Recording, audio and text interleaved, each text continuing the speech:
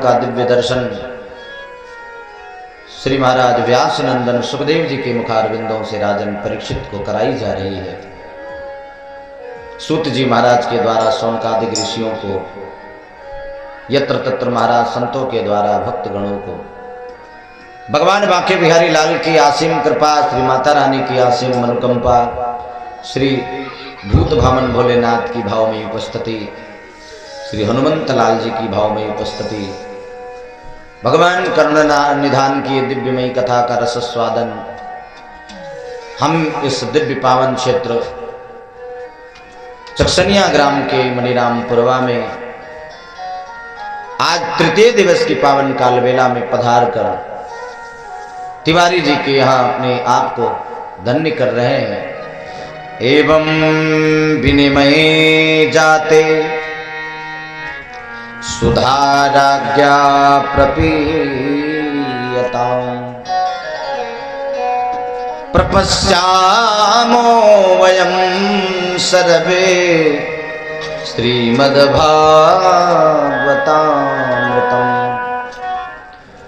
देवताओं को भी दुर्लभ लगने वाली महाराज ये दिव्य कथा प्रवाहित हो रही है,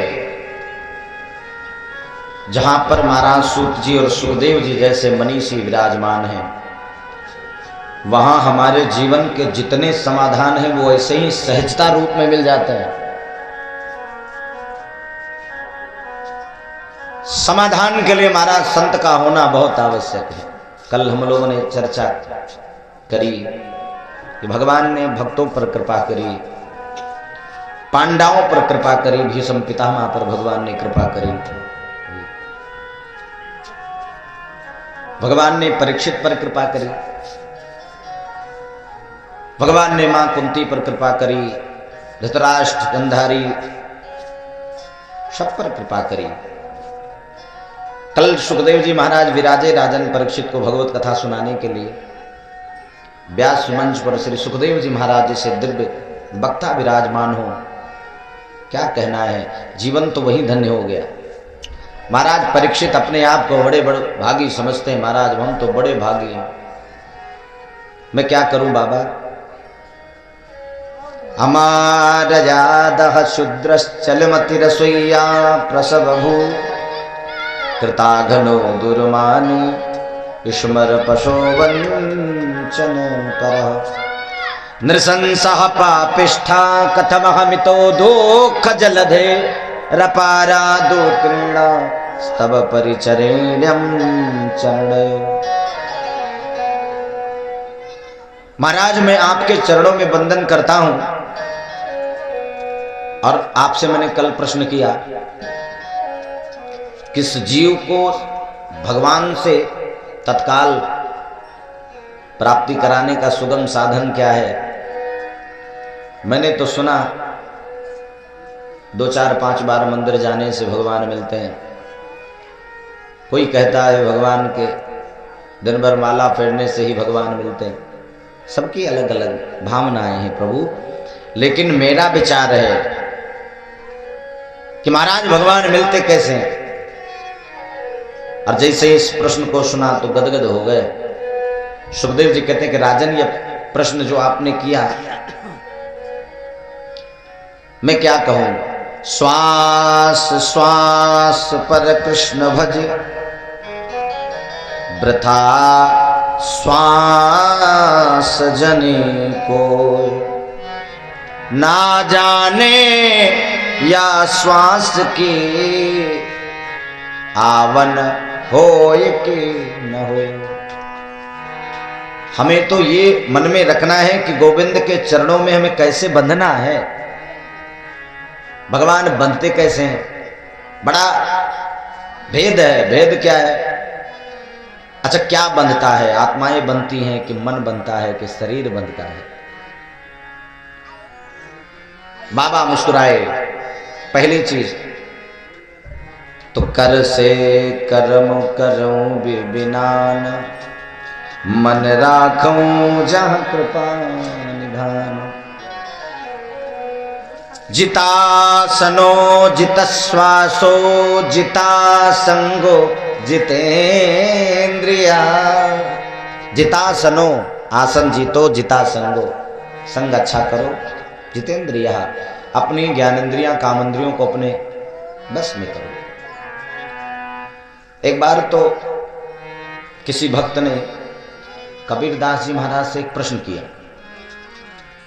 कहा कि बाबा, मैंने बड़ा नाम सुना है आपका, बड़े सत्संगी हैं आप, बड़े सुंदर सुंदर दोहे गाए हैं आप, इसलिए हमारी इच्छा करती है कि आज आप मौके से मिल गए तो हमें कुछ सुनाते जाइए। कबीरदास जी महाराज ने कहा कि सुना तो देते, लेकिन टाइम नहीं है हमको, कहीं जाना है बहुत जल्दी। लेकिन जब जजमान ने निवेदन किया कि नहीं महाराज कुछ तो सुना जाइए, बिना सुनाए चले जाएंगे तो आपका मिलना फिर व्यर्थ हो जाएगा। बाबा मिले, कुछ सुनाए नहीं, तो जाते जाते एक बड़ी सुंदर बात कह दी बाबा ने कि हमने देखा एक अचंभा, बानर दूहे गाय। हमने देखा एक अचंभा, बानर दूहे गाय। दूध दूध ऊ सब पी लेवे, घीव बनारस जाए। इतना कहकर बाबा जी जाने लगे। अब कबीरदास जी की बाणी तो उल्टी बाणी रहती थी। कबीरदास जी की उल्टी बाणी, बरसे कंबल भीगे पानी। जाने लगे तो चेला को तो चक्कर आ गया। बोले बाबा क्या सुना के जा रहे हैं आप, जरा इसका समाधान तो करिए, इसका मतलब क्या होता है, ये तो समझ में नहीं आ रहा है। हमने देखा एक अचंबा, बानर दूहे गाय। भला कहीं बानर गाय दूता है क्या? और फिर आप कहते हैं कि दूध दूध वो सब पी लेवे, घी बनारस जाए। बिना दूध के घी कहां? बात कुछ महाराज गले उतरी नहीं। कबीरदास जी मुस्कुराए और कहा कि इसी दोहे में ही जीवन के सारे सार छिपे हैं, ध्यान रखिए। क्या? बोले मैं देख रहा हूं आज की स्थिति। कबीरदास जी, तुलसीदास जी महाराज, सूरदास जी बाबा सब इसी कलयुग के थे। तो मीरा दास जी, इसी नरसिंह मेहता इत्यादि जितने संत हुए इसी कलयुग के हुए। बाबा कहते मैं देख रहा हूं कि हमने देखा एक अचंभा, मैं देख रहा हूं संसार में कि बानर दूहे गाय। बानर गाय दूह रहा है। बानर की उपमा किससे दी? मन से दी। ये मन है ना, बड़ा चंचल है। जिस तरह से महाराज बानर एक जगह स्थिर नहीं रहता, कभी इस डाल पे उछल कूद करता रहता है, इसी तरह से मेरा मन भी उछल कूद करता रहता है। बताओ क्या करें महाराज? बानर रूपी मन ने हमारे शरीर की जितनी अक्षाइयां थे सबका दोहन कर लिया। बानर दूहे गाय। फिर बोले दूध दूध सब पी लेवे। सारा दूध पी गया, जितनी अक्षाइयां थी उसका दोहन कर लिया उसने। अब घी बनारस जाए। अब जब शरीर छूटा, आत्माएं तो अमर है, शरीर छूटा तो सलाह देने वाले जब पंच इकट्ठा होते हैं तो कहने वाले कहते भी हैं। कोई कहता है हरिद्वार ले चलो, कोई कहता है काशी ले चलो, कोई कहता है चलो अयोध्या ले चलते हैं। भैया इस शरीर की तीन ही गति होती है, शरीर की कोई गति नहीं होती। गति तो महाराज मन की होती है, और मुक्ति आत्मा की नहीं होती, क्योंकि आत्मा अमर है। मन को ही मुक्त करना है। बाबा उस समय चाहे जहां लेकर जाओ, लेकिन तीन ही गति होती है। जला दोगे तो राख बन जाएगी, अगर आप उसको मिट्टी में गाड़ देंगे तो कीड़े मकोड़े खा जाएंगे, और अगर कहीं फेंक दिए महाराज जानवर इत्यादि खा जाएंगे नोच के। शरीर इसलिए जरूरी है कि अगर शरीर नहीं होगा तो हम साधना नहीं कर सकते, इसलिए शरीर का भी होना जरूरी है। लेकिन शरीर केवल क्षुधा शांत करके और सोने के लिए नहीं। बाबा कहते हैं कि साधन धाम मोक्ष करि द्वारा। साधन धाम मोक्ष करि द्वारा। साधन धाम मोक्ष करि द्वारा। साधन धाम मोक्ष करि पाई न जेगी पर लोक सवारा। पाई न जेगी पर लोक सवारा।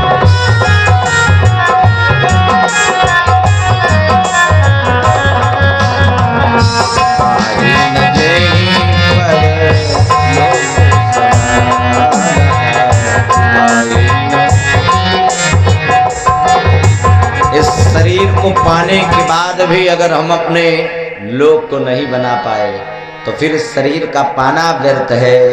पाताले तस्वघी पादमूलम करोति पठन्द पासेर प्रदम रसातलम। महाराज, संसार में हम आए हैं तो हमारे बड़े कर्म हैं, हमें सब कुछ करना है। भगवान का भजन भी करना है, कथा भी सुननी है, अपने गृहस्थ व्यवस्था को भी चलानी है।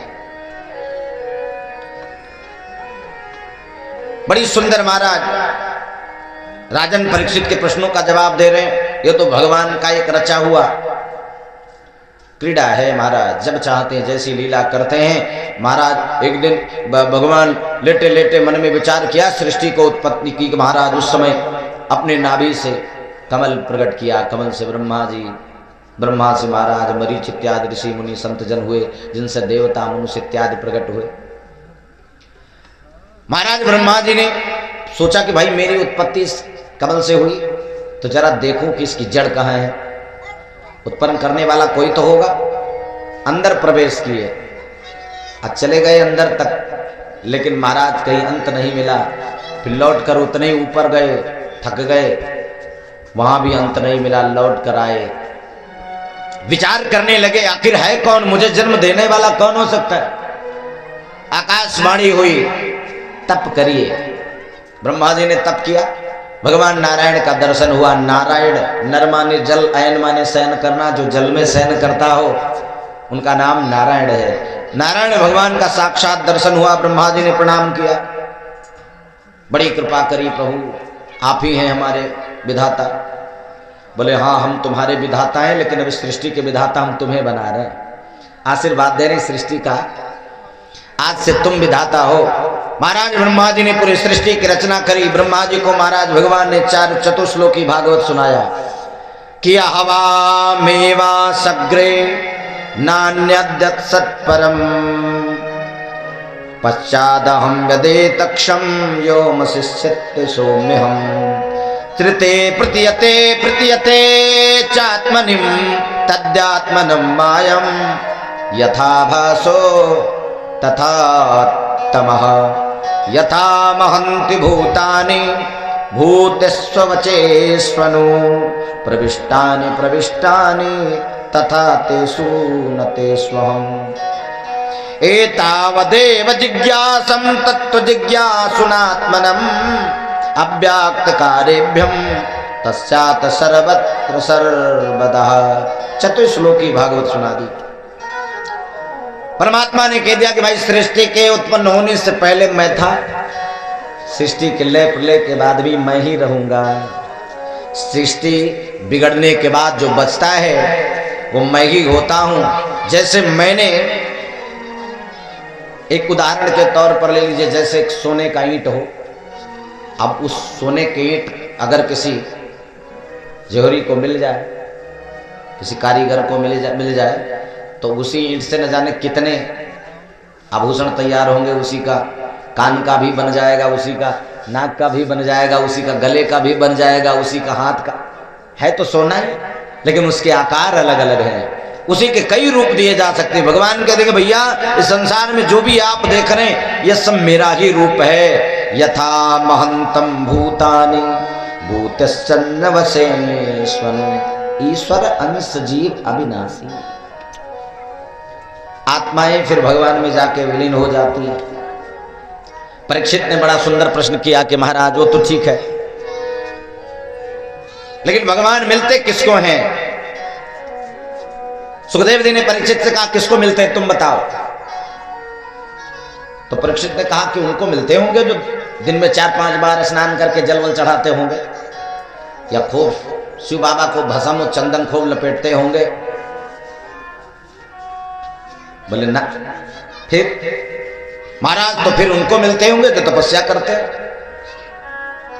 सुखदेव जी ने कहा ना, फिर बोले उनको मिलते होंगे जो हफ्ते में कम से कम 6 दिन भूखे ही रहते हैं, 6 दिन व्रत करते हैं, 1 दिन कहीं भोजन पाते हैं। बोले उनको भी नहीं मिलते। जन्म जन्म मुनि जतन कराही अंतराम मुख आवत। फिर मिलते किसको हैं? बोले अगर इनको मिलते होते फिर ज्ञानियों को मिलते होंगे। अब बाबा मुस्कुराए, बोले एक बात बताओ कि व्याधश्च चरणम धुर्वस्यम चम वयो वयो विद्या गजेन्द्रस्य च। विचार करिए, अगर उम्र वाले को मिलते तो ध्रुव को क्यों मिल गए? क्योंकि ध्रुव जी की उम्र तो उस समय 6 वर्ष थी। अगर ज्ञानियों को मिलते या भगवान योनियां देखकर मिलते, किस योनि में आपका जन्म हुआ है, तो फिर गजेंद्र को क्यों मिलते? का जातिर विदुरश्च, अगर जाति देखकर मिलते तो फिर विदुर जी को क्यों मिलते? का जातिर विदुरस्य यादव पते रुग्रस्य किम पौरुषम। फिर बोले सुंदर व्यक्ति को मिलते होंगे, तो बोले अगर सुंदर व्यक्ति को मिलते तो कुब्जाया किम तत्र रूपम अधिकम किम सुदाम्नो धनु। अगर भगवान स्वरूप देखकर आते तो कुब्जा से मिलने क्यों जाते? अगर भगवान धनाढ्य अमीर व्यक्ति के यहाँ आते तो सुदामा के यहाँ क्यों जाते? भक्त्या तु सत्य केवलम परमयम भक्त प्रियो माधव। सुखदेव जी कहते हैं कि राजन, भगवान तो उनके घर आते हैं जो भगवान को प्रेम से बुलाते हैं।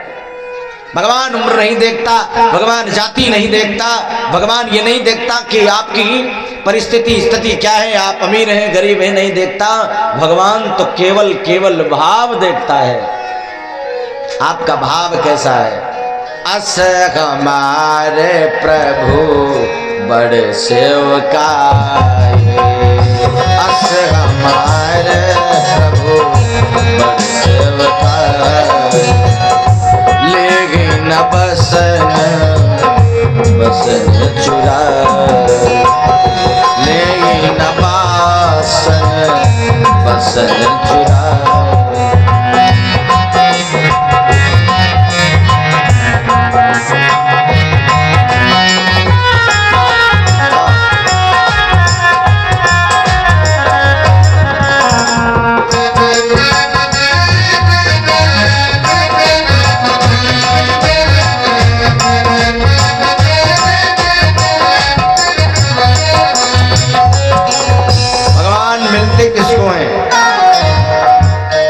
अगर जाति देखकर आते तो विदुर जी के घर क्यों आते? विदुर जी की जब चर्चा महाराज सुखदेव जी ने राजन परीक्षित से करी ना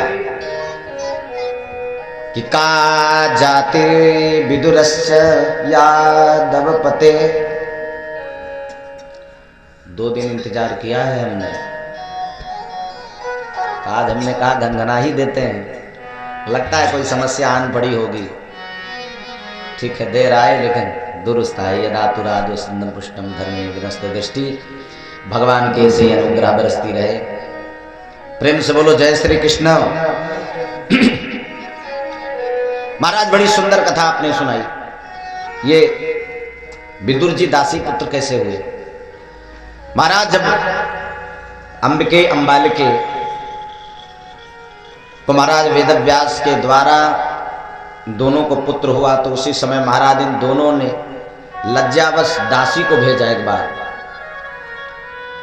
उस दासी के द्वारा श्री विदुर जी का प्राकट्य हुआ। विदुर जी धन्य है, बड़े सीधे हैं, बड़े सज्जन हैं, ज्ञानी हैं, सुझाव देने वाले हैं। थे तो महामंत्री धृतराष्ट्र के शासन काल में। दुर्योधन युवराज था, महाराज अपनी मनमानी करता, लेकिन बार बार सावधान करते विदुर जी, ये ठीक नहीं है, ये ठीक नहीं है। धृतराष्ट्र की आंखें बनते हैं विदुर जी, लेकिन अब दिखता ही नहीं है तो करें क्या। और होता है जब लोग बड़े पद पर पहुंच जाते हैं तो उनकी आंखें और कान सब कुछ बंद हो जाते हैं। क्यों?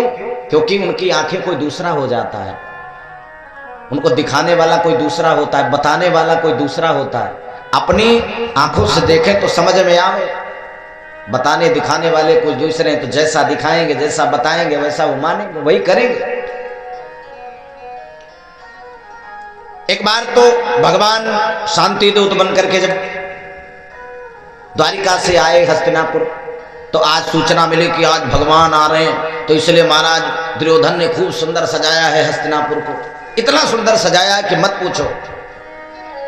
पूरा महल अटारी महाराज